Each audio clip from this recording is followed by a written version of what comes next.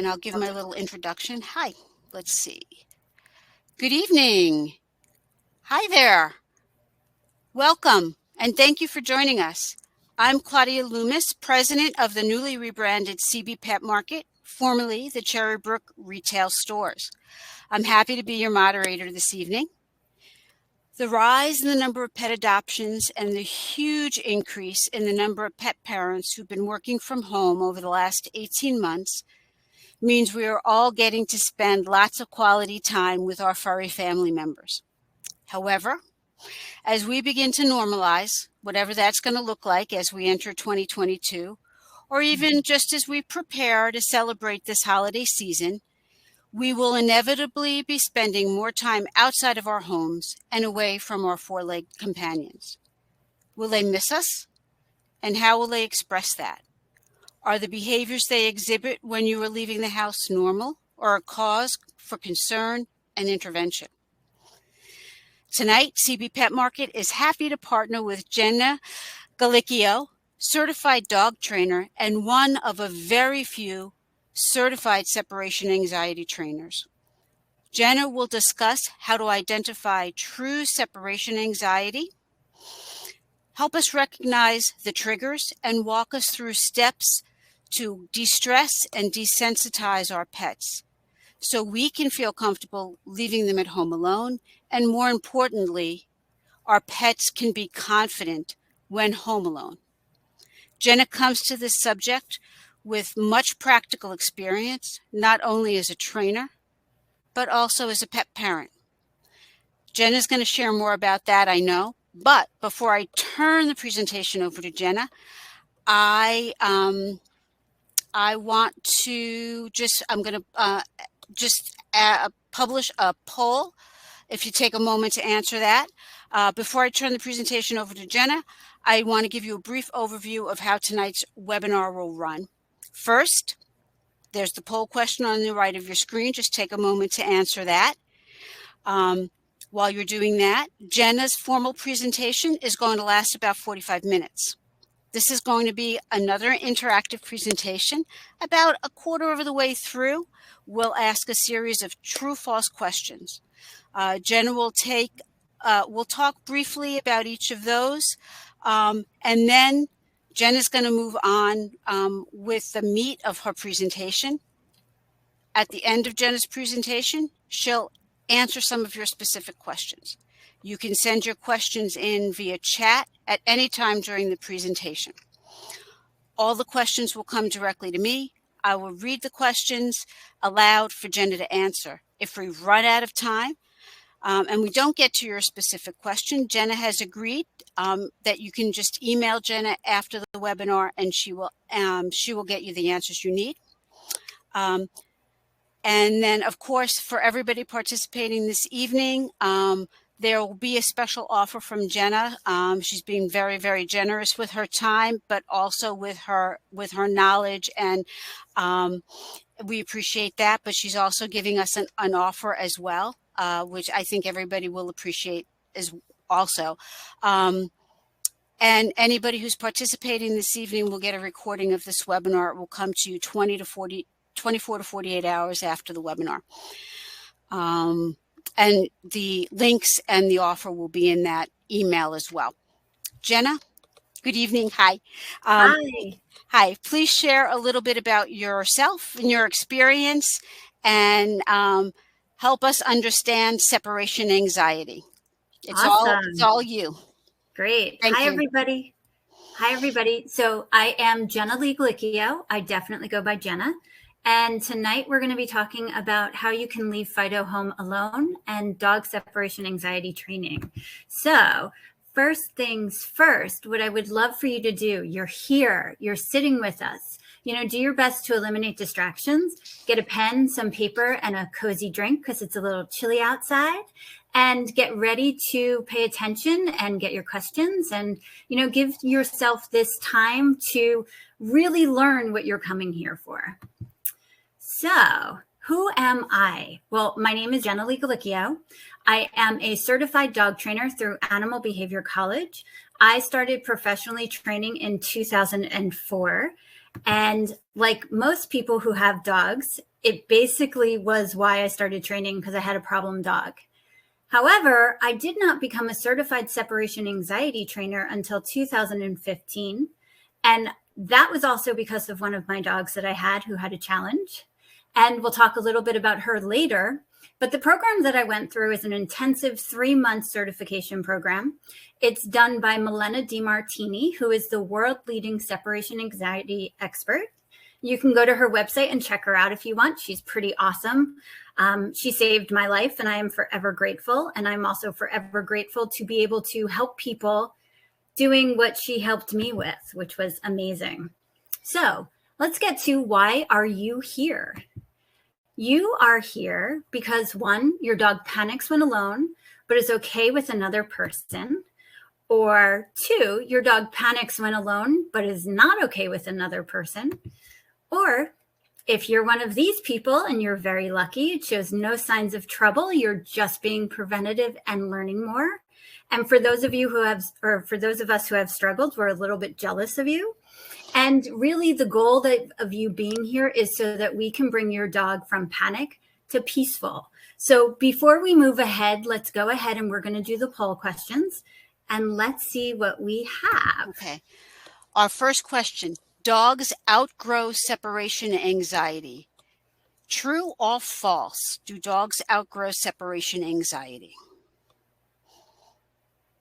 I always feel like we should have the music from Jeopardy. Okay.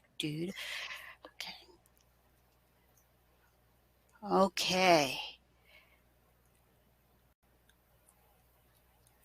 All right.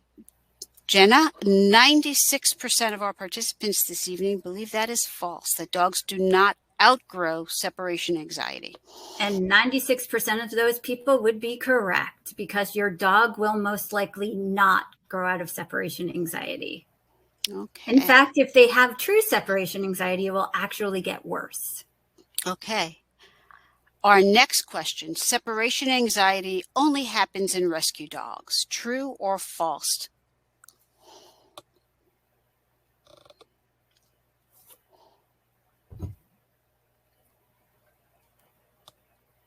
Well, that is definitive.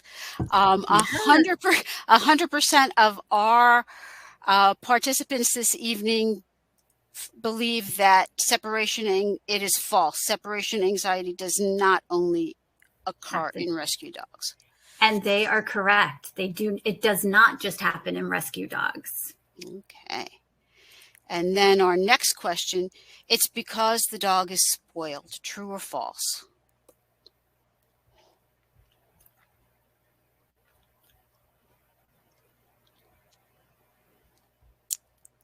It's looking pretty definitive here too. Again, 100% of our participants understand that it is false. It is not because a dog is spoiled. My kind of people. Okay, very good. And then our next question: puppies can't have separation anxiety. Is it true or false that puppies cannot have separation anxiety?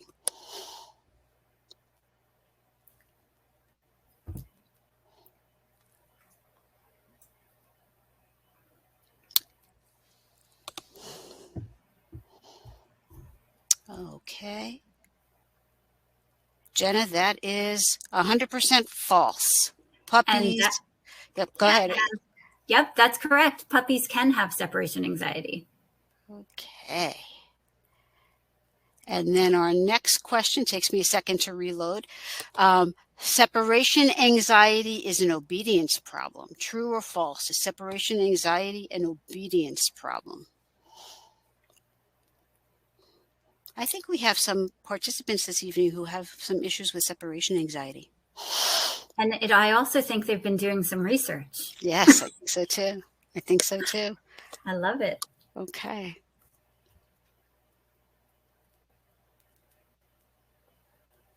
It is definitive. 100% of our participants this evening understand that separation anxiety is not an obedience problem. Yep. Smart cookies. Okay. And then there is no quick fix to separation anxiety. True or false?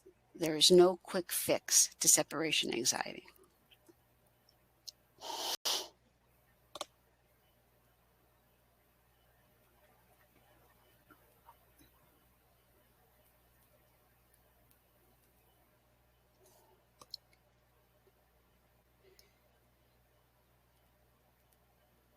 Okay, this answer is not as clear cut.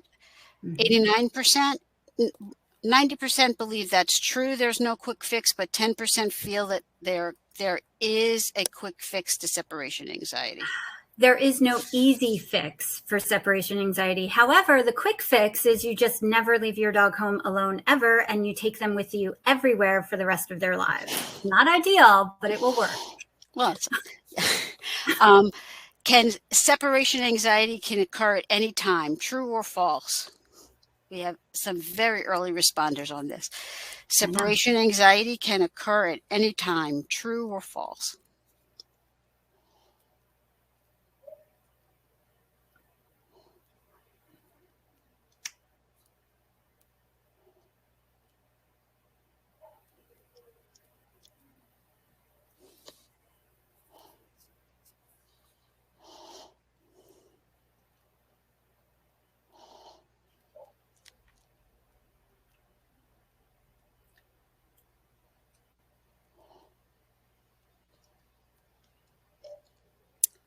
Okay, Jenna, 97% of our respondents feel that that is true. It can occur at any time. 2% feel that it is false. It is true. Separation anxiety can occur at any time, at any stage in life for any dog. Okay. Definitely true. Okay, and that was our last question of our last true-false question. Jenna, if you would like to continue with your presentation. Sure. Thank you. Thank you. Okay, so now that we've gone through the poll questions, let's talk about what separation anxiety is. So, separation anxiety or isolation distress is a clinical panic disorder. There is a difference between separation anxiety and isolation distress. And the difference is that when a dog has true separation anxiety, they're actually attached to one or two people only.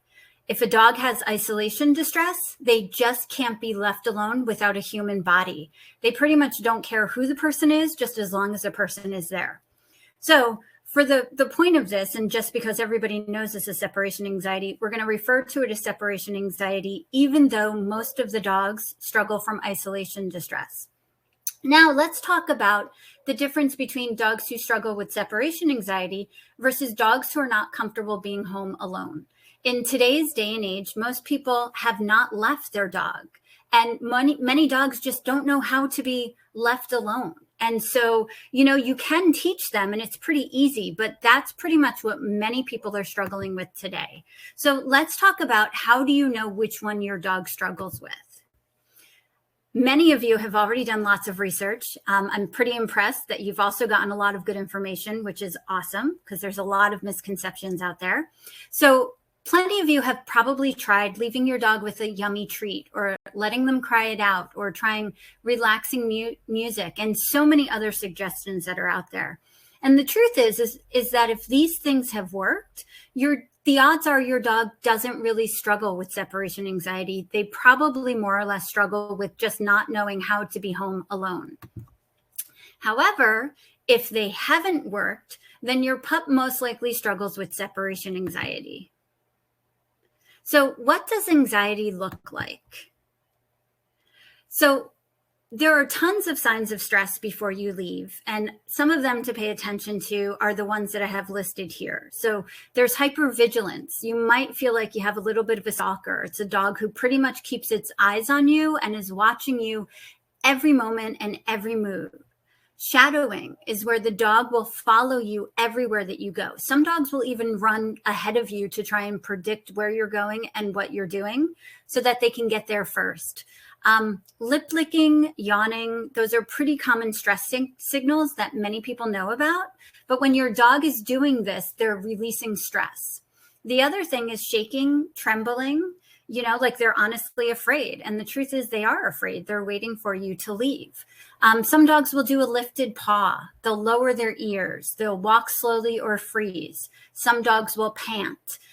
You can't see this one, but a lot of dogs, their heart rate will increase. The other is you may have noticed that if you try to leave your dog, they won't eat their food. So we call that anorexia or food avoidance. Your dog may be scratching at the exit points. They could be vocalizing with a whine, a bark, or a howl. They may be destructive. You may find problems when you come back. Many people have dogs. Actually, with this, I'm sure you've seen the memes of dogs who have eaten holes in walls, and it would be like bad dog. That's a dog struggling with anxiety. Repetitious behaviors, urination or defecation. For me, when people call me and they tell me that they have a house training issue, and they tell me that their dog is peeing and pooping, but only when they're not home, for me, that is a red flag for separation anxiety. The dogs may also harm themselves. They could be biting their tails or biting their feet or biting their paws, escaping or attempts. They could be trying to escape out of the crate if you're putting them in there. Some dogs will actually try to escape out of the windows. If you have a dog or a blind that's been eaten, that is your dog trying to escape out of the window. Increased grooming. They may be licking themselves more often. That's also a sign of stress. So one of the things we need to know, and I wonder if a lot of you already know this just by the poll questions and how everybody answered, is that when your dog is in distress and acts out, they're not being spiteful. They're not being spiteful. They're not being disobedient. They are legitimately and honestly in a panic. And when they're in a panic, they're not able to think. They're just freaking out. So why does separation anxiety happen? And this is a question that I get asked often. And the truth is, we really don't fully know. We have some dots that we can connect to things, but we honestly don't really know why separation anxiety happens. What we have noticed is that if a dog is predisposed to it, if it's a breed that has a predisposition, that can cause it. So genetics plays a big part. Early puppyhood experiences, like if we have puppies who have never been separated from any of their litter mates or their mom, and they've just never been taught how to be alone, even if it's as simple as putting them in a crate and having them sleep alone at night. The first time they usually sleep alone is at their new home. So that could be a big one. Trauma, they could be sick, they could be injured, they could be scared about something. That could cause it. Major life events, so somebody moving or a new baby being born or somebody dying, or sometimes even a flight. Transporting puppies can also cause separation anxiety. We've noticed as the uptick of transporting dogs to new homes and new states, we've definitely noticed an uptick in the separation anxiety as well. Again, medical conditions can play a part. Urinary tract infection, thyroid, pain, or an older dog who is losing their cognitive ability. The other thing we've noticed is comorbidities. And by that, I mean other behavioral problems. So if you have a dog who has noise phobia or storm phobias or generalized anxiety or reactivity, you may also notice that they may be prone to or have separation anxiety. So what have you tried? We got a whole list here. I know for me, I tried so many of these things and they didn't work. So anxiety wraps, calming chews, stuffed food toys, classical music, natural remedies, teaching a downstay on a mat, ignoring them before and after absences, crating your dog, being an alpha or focusing on leadership training, high frequency devices, aversive collars, waiting for quiet before you return, leaving for longer absences, and then the letting them cry it out. I'm sure most of you have tried all of it. So no, most of those things won't work. Try the CBD oil, all of this stuff in itself are great tools and they can work and they can help you. But if you're using it to treat or work through separation anxiety, odds are they did not work for you. And the truth is that most people will never encounter a dog with true separation anxiety. Out of the dogs who are out there, 20% of dogs usually struggle with separation anxiety. So the higher percentage is that most people will not ever encounter a dog who actually has this problem. And to be honest, I think we're seeing more and more frequency of it just because of the way life has been over the past 2 years.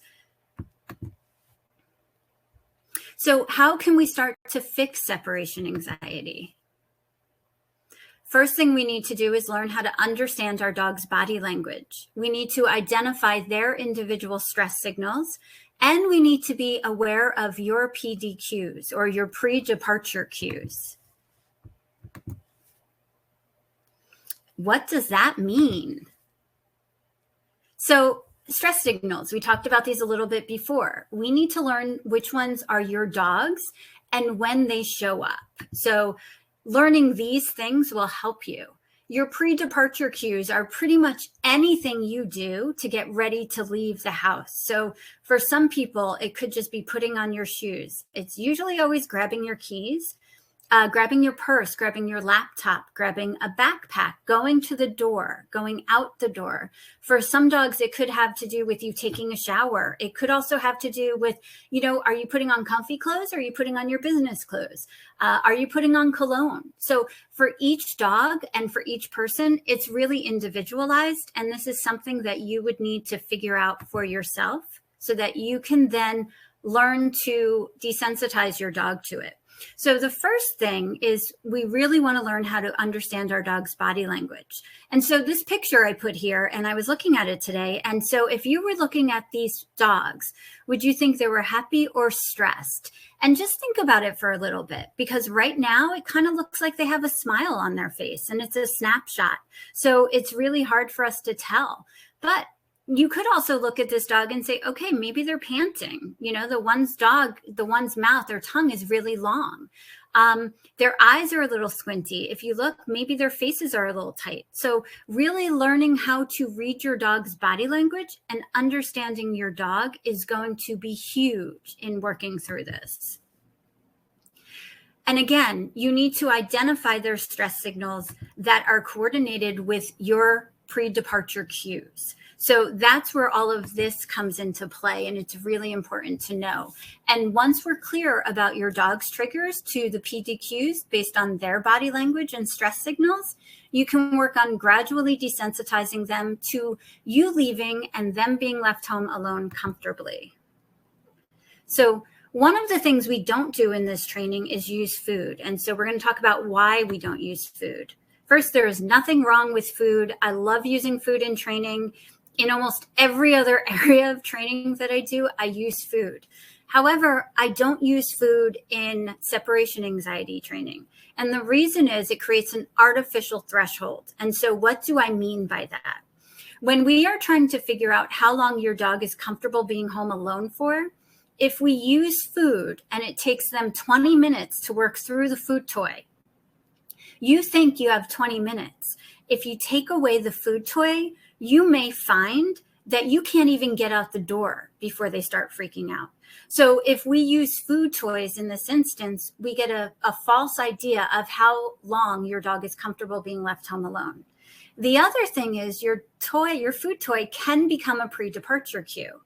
So what that means is as soon as they see you pull the Kong out, and I'm just saying a Kong because the dog's eating one in the picture.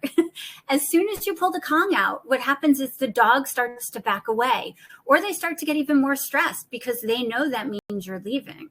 The other thing is it poisons the food toy. So let's just say it's a Saturday and you just don't feel like going out. Maybe it's cold, maybe it's rainy, and your dog needs exercise. And one of the best things to do is use something that can stimulate them so that they can get mental exercise. And you pull out the food toy. Now the dog associates it with you leaving and doesn't want to have anything to do with it. So we don't want to use them for those reasons. But later, once we start to work through your dog stress, we can totally add them in later. Again, food toys are awesome and I love them. And so does your dog. And we just want to use it in the right way. So now this is a really big question, and it was a really hard one for me to handle when I went through this. So to crate or not to crate, it depends on your dog. I love crates. I think they are amazing. I think they serve such a purpose in so many levels. But when you're dealing with separation anxiety, it's totally going to deal with your dog. The dog in the top picture is Dakota, and that was one of my clients' dogs. And she loved her crate. She goes in there. She goes to sleep if her mom's home. She will even now go in there to sleep if her mom is not home. But whenever her mother would leave her alone in the crate, before she started working with me, Dakota would freak out in the crate. So that wasn't a good place for Dakota to be. Now, Chip on the bottom, Chip's mom really wanted to use the crate. And so we started working with the crate. And in the beginning, what happened was Chip was great as long as his mom didn't leave the house. As soon as we got her out the door, he lost it. So when you're working through this training, your dog is going to dictate whether or not you use the crate. You can totally teach them to be comfortable in a crate and use the crate for other things. It just may not be the ideal situation for actually leaving your dog in the crate. So let's talk about this quick fix. So there is a quick fix. Now, it's not the one that I was joking about before where you leave your dog, you take your dog with you everywhere and you never leave them home alone. However, in the beginning, when we work through this, the best way to stop provoking the panic is by not leaving your dog home alone. We then go through reintroducing absences gradually in slow increments over time. And by us stop leaving our dogs home alone, we can stop the panic. And once we can stop the panic, we can then manage it. We can prevent the panic, which then allows our dog's cortisol levels to return back to normal. And so by bringing them back to normal, this allows our dogs to be able to learn. When our dogs are in a panic, they can't think properly. They just can't function. You may even think of a time that you went somewhere and your dog learned something and your dog was super excited and you were asking for a simple sit and your dog sat but had no concept of what they were doing. Even in overexcited situations, your dog still doesn't have the ability to learn properly. So again, managing and preventing the panic allows the cortisol levels to decrease, which then brings them back to a space of normal, which then allows them to be able to learn. Once we get to that point, we then start with small absences while gradually increasing the amount of time they are home alone for. This is called gradual systematic desensitization. So, what is a game changer when it comes to separation anxiety? The game changer is that once we commit to managing our dog's time alone to only when we are doing training, and let me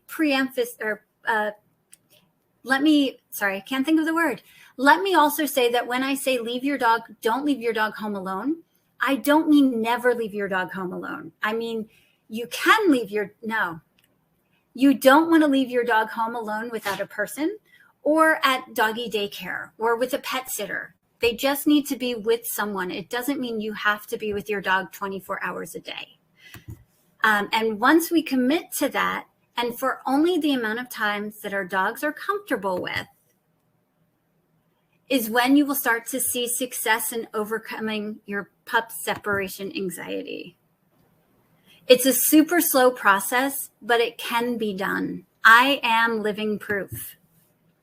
So I want you to meet my dog, Emmy. I adopted Emmy in 2013. And when I brought her home, it was with the wonderful, amazing dreams of building a relationship and enjoying my dog. And then I started seeing red flags. She had a difficult time in the crate. She would protest a lot. And I thought, she'll just cry it out. She'll get over it. We'll just work through it. Then I would see that I would leave her home alone with a marrow bone and she wouldn't eat it. Then I also noticed that she was peeing in her crate if she was left home alone. I also would come home to sometimes her screaming and sometimes quiet. So I thought we were making progress. And then it was when my neighbor asked me when she was going home. And I said, she wasn't, she's mine. And she said, she never stops. And it was at that moment that I realized I had a serious problem. Now, at that point, I had been training for almost 10 years. So I thought I had every tool in my toolbox, and it threw me for a loop. It was a horrible, horrible experience. So what are the steps to take next? One, you need to start working with a gradual desensitization training program. You want to let your dog set the pace of how fast you move. You want to work closely with your veterinarian and trusted pet advisors. When you're working with your veterinarian, you want to let them know what you're going through, what's been going on. You also want to let them know what you've tried. You want to let them know that if you're going to be working through a gradual desensitization program, you want to let them know that as well. And it's better to do it before you start. So that way, if you ever come up against a wall and you're having trouble and your dog needs to be put on medication or needs additional help to work through this, your vet knows what's going on, and they're probably more than likely to work with you and help you because you've told them exactly what you're doing. And sadly, so many people will go to the veterinarian today for puppies who just seem to be a little hyper and ask for medication. So a lot of vets are skeptical about prescribing medication. So if you let your vet know what's going on and what you're doing, and as a preemptive, just in case, they'll really be there to support you. The other thing is they might have some great ideas of some natural ideas or solutions that you can try to see if that works rather than going the medication route. Your vet could be a really great resource, and it's so important to work with them. You also want to get a pet camera to monitor your dog. You want to track your data. When we're doing this, we need to know where we're starting from and where we're moving towards. We want to make sure that we are moving in the right direction, that we're not pushing too hard or pushing too fast. What we tend to do is we tend to mentally keep track, but our memory is not as accurate as when we start and where we get to if we're not tracking it. It's kind of like when you're working on diets and you're lifting weights or you're exercising. Unless you see a before and after picture, you really don't see the results. And so this training process is so emotional that what happens is we get lost in any progress because we can't see us being at the goal, at the end goal that we want. And so tracking your data is super, super important. As you track your data, you learn your dog's body language, all of this good stuff. You then watch seconds become minutes and minutes become hours. So how do you know where to start? You want to do an assessment. And so what do I mean by an assessment? We need to figure out what your dog's threshold is and how long they can be comfortably left home alone. And this is where your pet camera is going to come in handy, because you'll be able to see how your dog is responding to you not being there, along with how long they start to act out and what they start to do. Once you know how long your dog can be comfortably left alone, you can get started desensitizing so that you can leave Fido home alone happily. And first, I want to say thank you so much for being here. It was truly a pleasure to talk to you. I moved through that a little fast, so I hope that you have lots of questions. But I also want to let you know that as a free gift for you being here, I have a Leave Fido Home Alone training plan. And so what I'm going to do is I'm going to give you the first phase of that. And you can actually get that at allstarpaws.training.com/LFHA-CB-free.html. And you will also be getting that included in the email you receive when you get to watch the replay of the webinar. But I want you to go and take advantage of that, read through it, and get an idea of what the gradual desensitization training protocol is and what it looks like and how it works.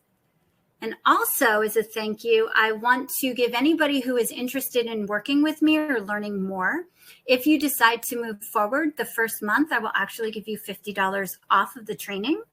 And all you need to do is go to separationanxietyhelpfordogs.com, complete the prospective client questionnaire, and schedule your your free 30-minute consultation, and we'll talk more about your situation, and I'll let you know exactly how it works and what to do. And it will be a little bit more in depth here, and of course, pricing as well. So again, thank you so much for being here. I hope that this was helpful to you, and I really look forward to answering your questions. Okay, great. Thank you, Jenna. We do have a few questions. Adele asks, how do you transition from a crate to being left at home alone, unrestrained? Yeah, I know for so many people, myself included, it's pretty much a terrifying thought, especially if you have a younger dog. The way that you do it is if you move through this process correctly and at your dog's pace, you will get to a point that your dog is pretty much chilling and relaxing while you're actually heading out of the house. But again, it's all about the pace that you're moving at and making sure that you're not moving faster than your dog is comfortable with. But I've had so many clients who are super terrified of this idea. I know that I was when I first encountered it. But the reality is that when you remove the crate, for many dogs, you start to see progress much faster. And as you teach your dog how to be calm when you're not there, it actually helps them to relax faster and longer. One of my clients, Dakota's mom, actually gave me an update. And she let me know that Dakota was now being able to be left for 3 hours, and that she pretty much slept the entire time on her mom's bed. Well, that's encouraging. But to Adele's point, if a dog is comfortable in a crate, yeah, is it necessary for a dog to come, like, there are people who train a dog who believe in crate training and have their dogs permanently crate trained, that the dog knows immediately when the pet parent leaves the house, the dog goes in the crate, and it's a safe and secure environment for them. Under those conditions where there is no anxiety, the best way to tell that is, how does your dog do when you do your assessment? If you leave the dog in the crate and you have the camera on them and they're fine in the crate, then you don't have to eliminate the crate. But for some dogs, they struggle. Again, I love crate training. Maybe I didn't say this. I love crate training. It's an awesome tool. In fact, I couldn't leave Emmy in the crate when she was home alone, because one time I left the house, I came home, she broke out of the crate with her collar on the crate, and she was out. So that was terrifying. And that's when I stopped using the crate, when I wasn't home. However, once she was fine, we were using the crate for group classes. We were using the crate in the car. The crate is a great tool, and I am not saying that you shouldn't use it. I'm just saying your dog decides whether or not they are comfortable using it while you're not at home. Okay, good. Thank you. Thank you for the clarification. Kala asks, and it's really not a question, but it brings up a point. She took an animal behavior seminar several years back, and the speaker stated to leave newly adopted dogs for a brief period of time, whether it is to get the mail or to get something from the car. This would slowly teach the dog that you would be returning. So, that brings up, if we are preparing to go back to work or to leave the house on a regular basis, what proactive steps we can take to prepare our dog for the fact that we're going to be leaving on a regular basis and returning on a regular basis. Absolutely. And that is true. I mean, I do that with my foster dogs as well, leaving for short periods of time and then coming back. Yep, that's perfect for getting them used to you not being in the house. And as long as they're not having horrible reactions to it, as long as you're not noticing anxiety or then jumping on the door or anything like that. Again, going back to the stress signals, as long as you're not noticing any of the stress signals, then doing that is going to help you to be able to leave that dog home alone. But again, that dog probably doesn't have separation anxiety. That dog is probably just a dog who needs to learn how to be left home alone. Right. Okay. Thank you. Yeah, sure. Beth asks, What's the longest time it has taken you to get a dog able to be alone all day? I have been working with a CSAT over a year, and we are at 16 minutes. Oh, wow. Okay, Beth. The answer to this is it really, truly depends.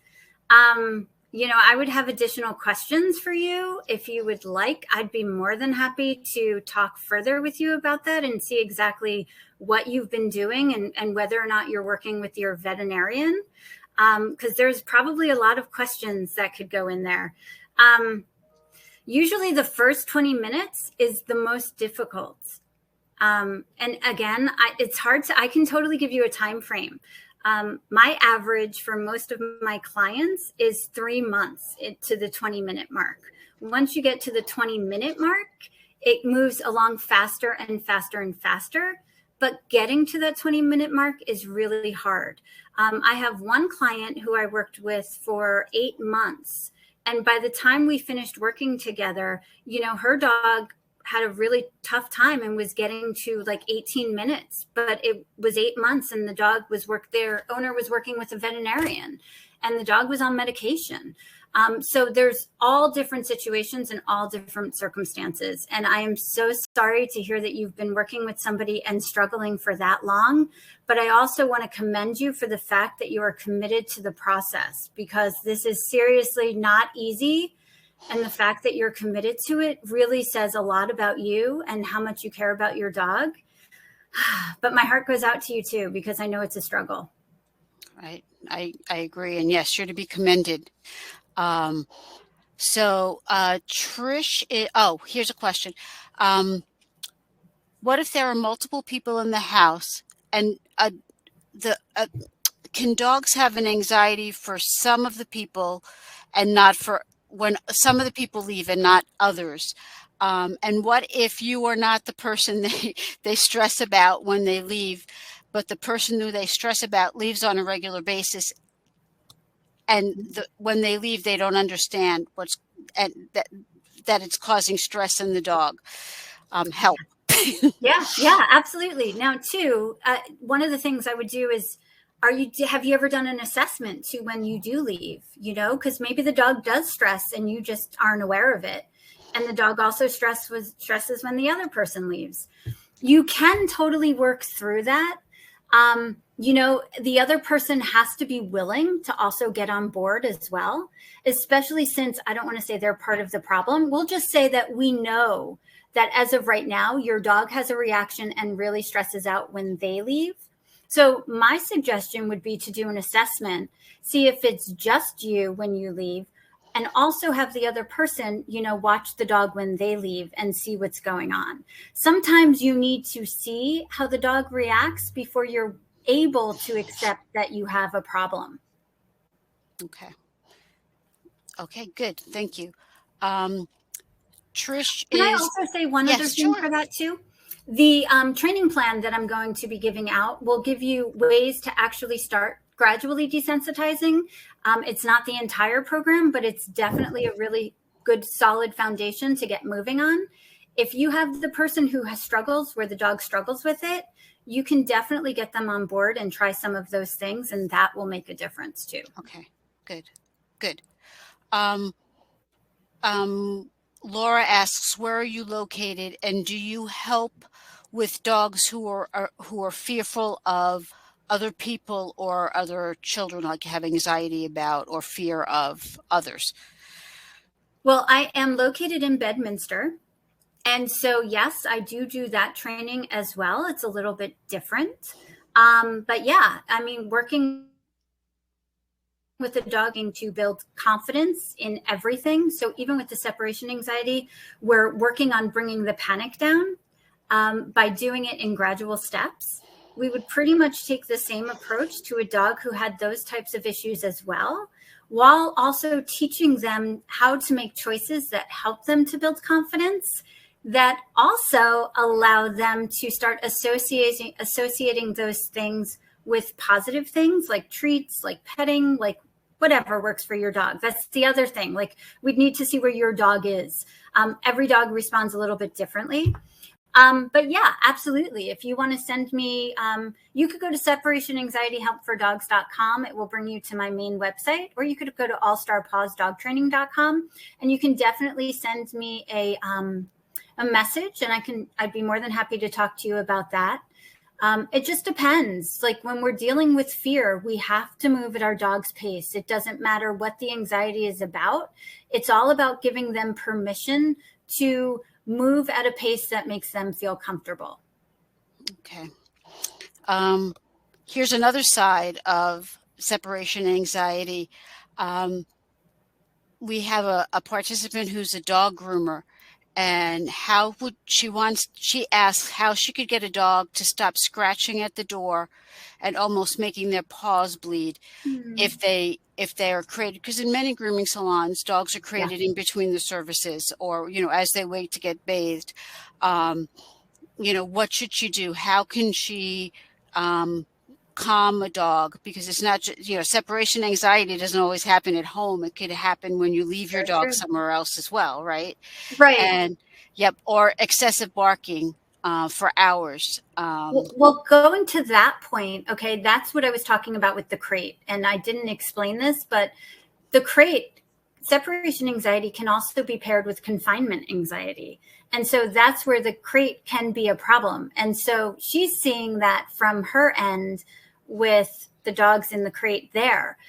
One of the things is, if you haven't talked to the owners about it yet, you might want to suggest something where there could potentially be some calming treats that could work before the dog gets there. Just let them know that they're struggling. See what the owner is willing to work with. Like one of my go-tos is like, we'll try peanut butter on the bars or something. But the truth is, the dog just got washed. I don't know that anybody's going to want peanut butter and then have them get messy. So it might be something where you let the owners know what's going on and then see if they're willing to do anything from a calming perspective before the dog gets there. That's a hard question. I mean, because too, you can't work on the dog's anxiety while you're also trying to do your job. That's kind of difficult. Right. Exactly. So that would be my suggestion. Okay.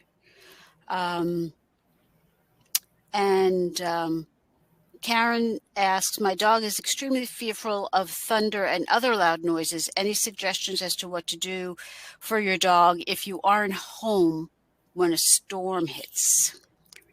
Yeah, that's a tough one. That is really hard. I mean, it's hard when you are home. And I don't know if, you're using any type of supplement.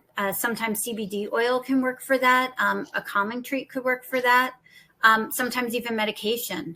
The only problem is, though, that you're not home. So you'd have to be like preemptive. You'd be like checking the weather. Oh, possibility of thunderstorms, and then acting accordingly.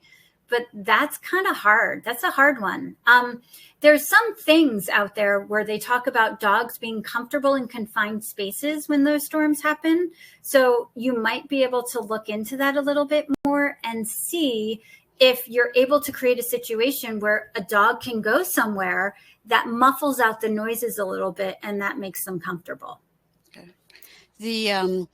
We've had success with CBD, but again, you would have to be, that's usually fast acting within 20 minutes. Mm-hmm. But an anxiety wrap, like the special dog coats would be something you could put on your dog before you leave in the event, or just, you have to check weather.com before you leave the house. Yeah. Unfortunately, Mother Nature is not always cooperative. Yes. Especially in the summertime. Yeah. Ruth says, I had my dog for 5 years before separation anxiety became a problem. She howls the entire time I am home. Worked with vet and trainer. Now have to use serious medication. She howls the entire time I am gone. Do you have any suggestions? Honestly, what I would do is reach out to me. I'd love to talk a little bit more about your situation and see what work you did with the trainer, and also, what you've been doing since the dog has been on medication. I would need more information. I mean, I don't know what the training was that you did, and were you ever now too, did she say that she was able to leave her dog alone and it wasn't until recently? Well, she had the dog for 5 years before separation anxiety became an issue, and she now has been struggling for 5 years Okay. with the constant howling. Okay. The other question I would ask too is, did she move? Was there a change in environment? Loss of a family member, a divorce, anything like that could have triggered this. Did she have another dog where the dog died? Those things could trigger what she's going through right now. But again, I would need to at least talk with her to see what some of the situations were and what she did, because for all I know, she may not have been doing a gradual desensitization program. Okay. All right. Yeah, but reaching out to you is great. Would be great. Yeah. So, Yeah. And Donna says, my dog is fine once I leave, but he will not let me leave. Okay. You will probably benefit from the training plan and some of the steps that I have in there that will be able to get you to the door and out the door without your dog freaking out. Because if she is fine after you get out of the door, you probably just need to do a little desensitization of you leaving and coming back. Okay. That's the easy one. Yeah. Do you ever Danny asks, do you ever come across a person that is causing the dog to have anxiety? Rarely. Okay. I mean, first off, you know what? Our dogs definitely feed off of our anxiety. That is definitely true. You can find an anxious dog with an anxious owner. In service dogs, their job is to pay attention to somebody all the time and to alert if anything happens. So those dogs are trained to be with their owner essentially 24/7 and working 24/7. And so when you think about that, those dogs are usually grounded unless you take the dog away from their owner, and then there tends to be anxiety. But usually the anxiety itself, if you're dealing with true separation anxiety, you are most likely not causing your dog separation anxiety. That's a really common myth out there. And many people feel like somebody is causing it. Most dogs who struggle with this, again, have a predisposition to it. It's genetics. There could have been something, a new change in home, anything like that. But a dog who doesn't truly struggle with it or has no predisposition to it will bounce back fairly quickly. The dogs who do have the predisposition to it will have anxiety regardless of how calm the owner is. Okay.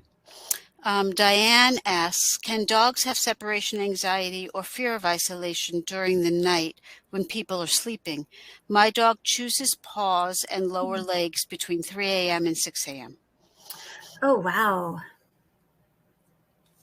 Usually, that's definitely a possibility. Usually dogs with separation anxiety, the only time they are fully resting is when everybody is home and the house is quiet. Is there anything possibly that is waking your dog up in the middle of the night that is making them anxious? That might be causing that. And for me too, I would try the CBD oil there as well, or a different type of calming treat and see if that helps throughout the night. That's not normal. So I'm just going to interject, Diane, and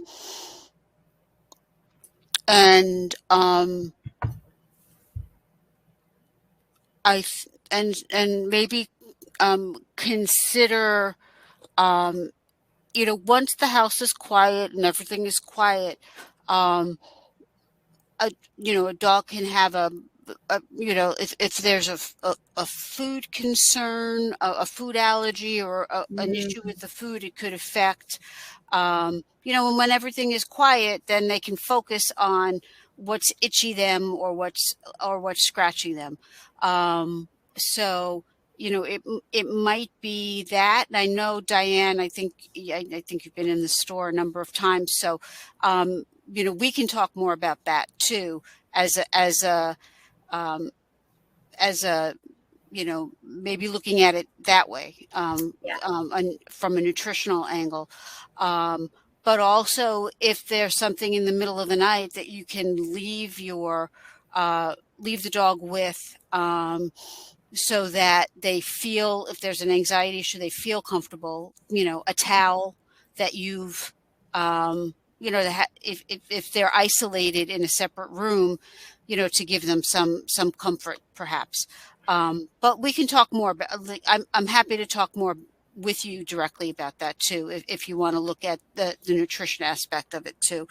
Going on to that point too, Claudia, maybe a thunder shirt, maybe trying something at night as well and seeing if a thunder shirt helps. Right. Okay. Yeah, the anxiety wraps they are great, and they do really work for many dogs. Okay. Karen asks, will this work on an older dog? My 10-year-old starts screaming if I leave just to take the garbage out, and it makes my other 2 dogs start barking too. Yeah, that's another issue too. When you're a multiple dog household and one dog has anxiety, and it just yes, creates amps up everybody. Yeah, it could definitely work with an older dog that you've had for a while. Absolutely. It might also make the other dogs in the household happier. But yeah, totally. You could definitely work up to at least getting the garbage outside without crazy dogs. Okay. And Trish says, would you recommend any CBD for dogs? Maybe something that you found works really well. Again, it really depends on the dog. CBD, for some dogs, it works amazingly well for anxiety or stress. For other dogs, there is no reaction whatsoever. For some dogs, it works for pain. It's all trial and error, and you really need to see if it will even work chemistry-wise with your dog. Okay. And on top of that too, also some brands are better for dogs than others. Like that's also, that's a huge little project there. There's not necessarily just one brand that could work. Maybe one brand works better than another. So yeah, that involves a little bit of research on your end. Yeah, and we've seen that in our stores with CBD. We only carry a very limited number of brands of CBD, because there's a huge variation in the efficacy in some of them, and it's important to to be vigilant when you're looking at them, because they're not all created equal. And then Lisa asks, she just hopped on the webinar. Yes, everybody will receive a recording of the webinar.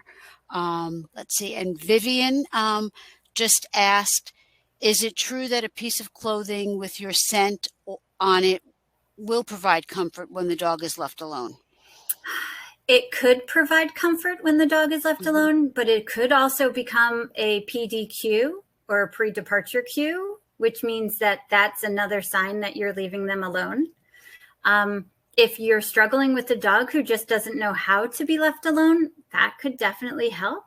If you're struggling with a dog who has separation anxiety, it could actually cause a trigger response. So yeah, it's really not just about using items that you think will calm them. It's really about helping them learn how to be calm so that any of those items can work no problem. Okay. Yes. Let's see. We Amy Beth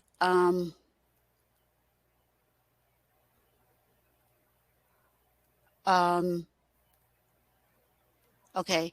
Amy Beth says her dog cries for an hour even when she holds him. Is this different than separation anxiety? Just my questions would be. Wait, yeah, hold on. I'm sorry. Yeah. It's chat. It's in 3 chats. Okay. I have a 7-year-old Pom who is fine when I leave and while I am gone. He sleeps on his bed and is fine. I watch him on my puppy cam.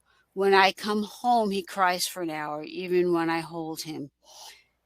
Is this different than separation anxiety? Oh, it sounds like it. I mean, it doesn't sound pleasant at all. But yeah, I mean, if your dog is really fine when you're gone and not okay when you come home. Yeah. And again, too, I mean, if you want, you can totally reach out to me. I'd love to chat with you a little bit more to get some information and see if there's anything that I can help you with. But that's not typical of separation anxiety. separation anxiety, there is an issue when you're out of the house, not usually in the house. That's horrible, though. I feel bad for you and your puppy.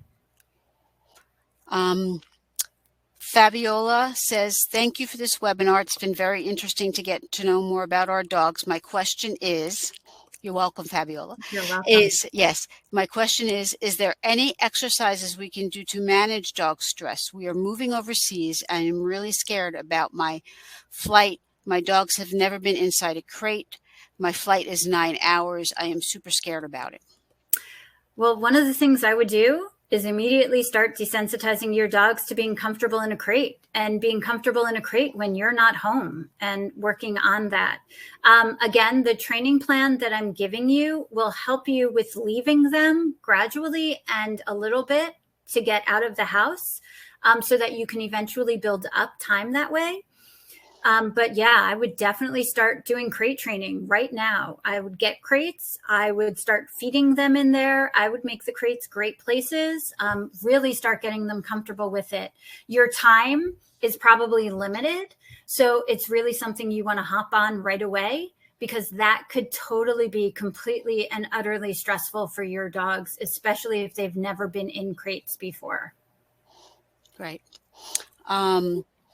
And, you know, some people do, when dogs travel, do medication, but I wouldn't recommend you medicating your dog for the very first time taking a long flight like that either, because you don't know when, how they're going to respond to the medication or how long it's going to last in their system. So desensitization, you need to start there.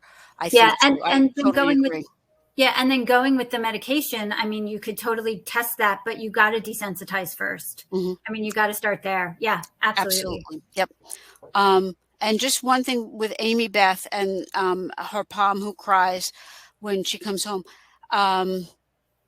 Have you had your dog to the vet recently, just to check if perhaps there might be some medical issue that might be causing, our dogs don't always tell us when they're not feeling well, but if they've been left alone and they've had rest and then they wake up and then a pain, becomes a pain, they feel that. And then because you're home, they feel the opportunity to let you know that how they're feeling. So I might recommend that you go to the vet and make sure everything is okie dokie. And then here's a good question from Beth.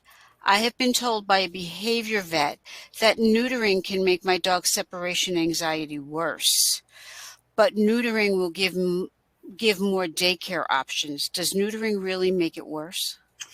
To be honest, I have not heard that. I have heard, waiting on the spaying or neutering for, until they're about a year, especially for bigger dogs because of the growth plates. I've heard that before. But I have not heard about the neutering and the separation anxiety. And were they was it a veterinary behaviorist? I mean, I would double check. I would question that a little bit more to find out a little bit more information. And as far as daycare options, I have, there are daycare that will take dogs that are not neutered. You just, I think, some of the really good ones do. I'm not sure where you live, Beth, so I can't speak to that directly. But if you live locally in New Jersey and you want to, send me an email, I would be happy to explore that for you, because you don't always. I personally have non-neutered males, and they go to daycare. Nice. And I've not been questioned about it. So, Claudia, I would love to know where those places are too for my clients who don't have neutered dogs or spayed dogs. Really? Okay. Yeah. Well, maybe I live in Warren County. Maybe, we're more rural here. So we're used to, I don't know. All right. Yes, but definitely I will. I know of a few. So I love it. Okay, great. Sue asks, Okay, this similar to a question that we had earlier. My dog has always been more attached to me than my husband, but over the last few months, his attachment has escalated to the point where he waits at the front door or in the Mhm. front window until I come home. One time he howled for a long time after I left, and my husband couldn't soothe him because he was Mhm. on a work call. I love but hate that he is so Mhm. attached to me. I don't know how to Mhm. reassure him I will always come back. Again, when you have the training plan that I'll give you, it's phase 1. It will help you to get in and out of the door with a calm dog. So if you use those steps, you should be able to build up time-wise and see how that helps you. It's just about gradually desensitizing to you leaving. And if it's really only an attachment to you, here's the other thing. We have so many people who are working home that there is one person who's working home and one person who's leaving. But we've also had a year of most people, everybody being home. So now whoever is going to work seems to be the problem. But what if it wasn't just you? What if it's actually when you both leave the house that you still have the problem? So either way, doing any of this training for the training plan will actually help to desensitize and get your dog more comfortable with you getting out of the house. Okay, good. Chris, this is a good question, actually. What about those pet pheromone diffusers? I love those, but they didn't help me with Emmy's separation anxiety. However, I am a big believer in trying every tool and seeing if it works. You never know what's going to help your dog and what's not going to help your dog. And so if you want to give it a try and see how it does, go for it. Okay. I did have one dog where when I moved, I used those, and the move that made the transition that much easier. So I do believe that a lot of these tools work. I just believe if you're truly dealing with separation anxiety, most of them won't work without the gradual desensitization training program. And that's been my experience and also my clients' experiences. Okay. Okay. Mary says she has a 6-year-old bulldog who begins panting heavily at night. She's had her tested and she's fine. She believes she is experiencing some type of anxiety. That's totally possible. Some dogs do get nighttime. There's such a thing. I can't remember what it's called at the moment, but when it gets dark, there are some dogs that as they get older, they struggle with the lateness. Again, that might be worth trying some calming treats that are out there, or even the CBD oil or a thunder shirt, and seeing if that makes a difference at nighttime. Those things can't hurt. They're definitely worth trying, especially if your issue is not leaving your dog home alone, but just when everybody is home and certain circumstances come up. Okay. And then let's go back here. Okay, and that, unless anybody has another question, I've been alternating back. There's a Q&A format and a chat format. So that was our last question of the evening. Do you have any final thoughts you want to leave us with? Any? The only thing I want to say is that, most of the tools that are out there will help a dog who is truly not struggling with separation anxiety. I work with clients. I've had my own dogs. I use most of those tools. I love them. I love the crate. I think teaching the crate that it's our dogs that the crate is a safe space is amazing. I love using food toys. I love using calming aids if you need to, if your dog's going to be in a stressful situation. I love all of those things. I just know that if your dog is truly struggling with separation anxiety, then the best way to work through it is using the gradual desensitization program that I laid out here. Okay. And that's pretty much it. I mean, Okay. yeah. I have there's one question just came in, Marianne, and it's actually a very good question because we don't think about this. Our dogs tend to be fine at home, but when we travel with our dogs, one of them shows signs of stress when we leave him at a new location, a hotel or an Airbnb. Will the training plan be something to try at a new location, or is it more of a long-term thing? No, absolutely. go for it. You just have to, part of what you have to do though, is when you do these things, it's also about not leaving a little bit.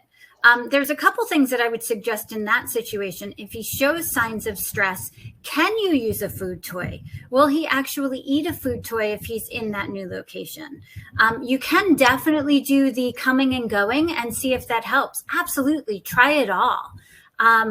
See what works. Okay. And then final question. Karen asks, is there a particular camera that you recommend, pet camera that you recommend? Yes, I love the Wise pet camera. It's super, super easy to set up. W-I-S-E? W-Y-Z-E. Wise, okay. Yeah, it's super easy to set up. I mean, you basically plug it in, it finds your internet, you download the app on your phone, and then it connects. Easiest camera that I've ever used. And honestly, it's been super reliable. I've had multiples for multiple years and haven't had to replace it. Okay, great. Yeah. And that is our final question. Jenna, I want to thank you. I think this has been a wonderful opportunity for all of us to learn more about separation anxiety and get the help that we need for some of our pets, because we will be venturing out of the house, and unfortunately our pets are going to be staying at home, so they can't always go with us. So this was great. Thank you, Jenna. You're welcome. One thing I'd like to say before we go is follow me on Instagram at AllStarPaws. And if you use any of the training protocols, I would love to hear how your stories are going, your success. I'd also love to hear what you thought of the webinar. I would really love that. I'm so glad. I was so glad to be here. I was honored to present this for you, and also really happy to help everybody who's here and listening. Okay, great. And then if for the people in New Jersey who wanted to know about daycares that accept pets that are not neutered, send me an email. You all should have got emails from me directly with reminders for the webinar. And then, of course, if there are any other questions that you have, please email Jenna and look for the recording and the offers from Jenna and the workbook. We so appreciate your time. This is our last webinar of 2021. We have some really exciting ones that we're planning for 2022. Hopefully, Jenna, maybe even, I haven't talked to her about it yet, but maybe she'll come back and talk with us a little bit more about separation anxiety or some other topics. So thank you, everybody. Everybody have the happiest of holidays. I will, we'll all talk with you soon. And thank you again. Jenna, thank you very much. Thank you. Have a good evening, everybody. Bye, everybody. Bye.